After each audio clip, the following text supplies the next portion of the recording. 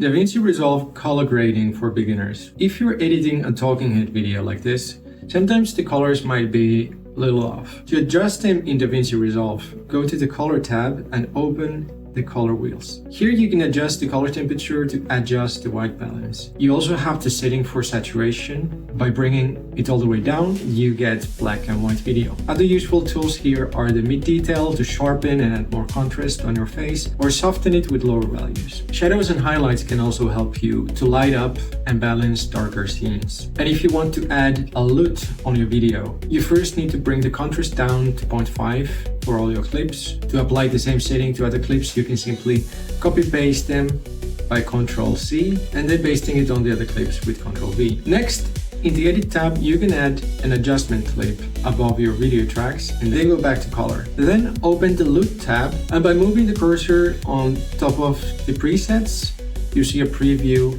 how it will look like. Once you find something you like, drag one of the LUTs on the node of the adjustment clip, and then you can adjust the values again to find a balance that looks good. If you want to delete the LUT and reset the default values, right-click on the clip on the timeline, select No LUT, and then from the top right corner of the color wheel, you can reset the default values. I hope this helps. Like and subscribe to see more content like this.